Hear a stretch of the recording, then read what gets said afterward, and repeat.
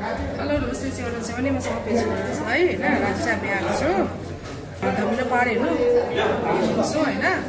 अन्त अब यो चाहिँ तपाईको 86 का आन्दोलन परेको रहेछ त्यो टाइममा जन्मेको थिएन अनि हाम्रो आमाहरु सानो सानो थिए रे बिहा गरेको थिएन रे हो अन्त आमाको कहानी मात्रै सुनेको हैन पाहाडको दुःख चाहिँ के रहेछ त्यो हेर्नु अब इच्छा लाग्यो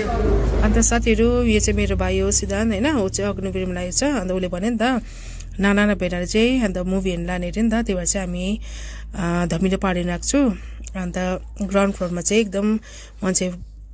हाउसफुल नै थियो भन्नु त उयो फुलै थियो मान्छेहरु हैन कि हामी चाहिँ फर्स्ट दिनमा आएको थियौं नि त हो साथीहरु चाहिँ बाल्कनीमा चाहिँ अलिक मान्छे कम्ती नै थियो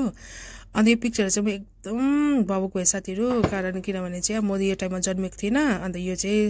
मेराको त अब कहानी नै हो हैन अन्त बाजेले बोजूले आमाले भन्नुहुन्थ्यो नि त यस्तो यस्तो हुन्थ्यो भनेर साथीहरु त्यो भएर चाहिँ एकदम मलाई मन दुख्यो पिक्चर हेरेर अन्त साथीहरु अन्त सानो क्लिक हेर्नुस् यहाँको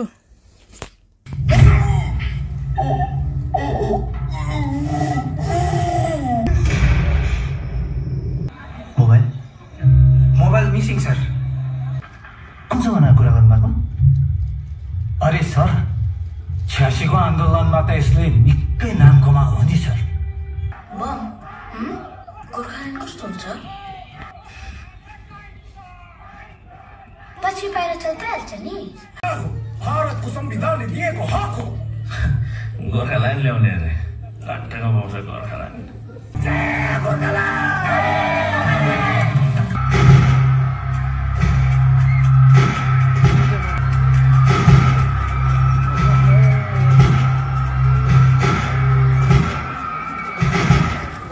हेलो सुध भाइ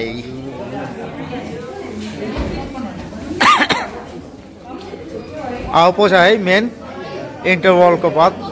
मेन कहानी त्यहाँदेखि इन्टरभल अगाडि चाहिँ राम्रो हुन्छ त्यहाँदेखि चाहिँ मेन कहानी चाहिँ स्टार्ट हुने रहेछ साथीहरु हैन अन्त बमबहादुर गयो क्यारेक्टर चाहिँ राम्रो लाग्यो यो सब हाम्रो हातमा छैन एक दिन हामी सबै छोडेर जानुपर्छ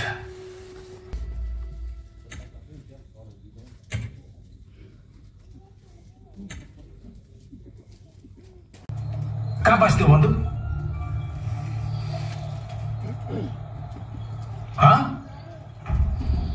घर जा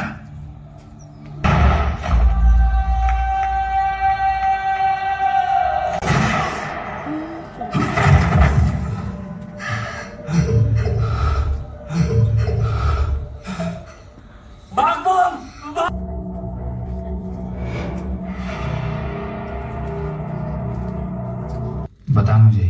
कहाँ है तेरा मरा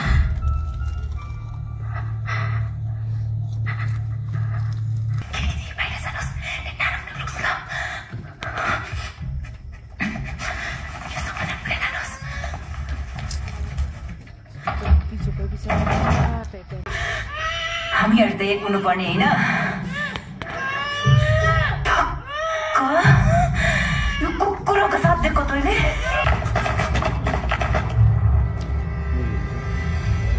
सुन्नुहुँदैछ बाबा बाबा बुझ्नु भएन बाबा र साथीहरु यो फिल्म चाहिँ एकदम राम्रो लाग्यो मलाई हैन हाम्रो पहाड र सिक्किमको आर्टिस्टहरुले पनि एकदम राम्रो किरदार निभाउनु भएको रहेछ र आशा गर्छु तपाईले पनि हाम्रो हैन आर्टिस्टहरुलाई पहाडका आर्टिस्टहरुलाई एकदम यो सपोर्ट गर्नुहुन्छ भनेर र यो म यही रिकमेन्ड गर्छु कि तपाईले पनि फिल्म अवश्य हेर्दिनुस् होला साथीहरु अनि नेपाली फिल्म इन्डस्ट्री र पहाडको फिल्म इन्डस्ट्रीलाई पनि सपोर्ट गर्दिनु हुन्छ भन्ने आशा गर्छु साथीहरु हुन्छ साथीहरु तपाईले फिल्म हेर्दिनुस् होला ओके बाइ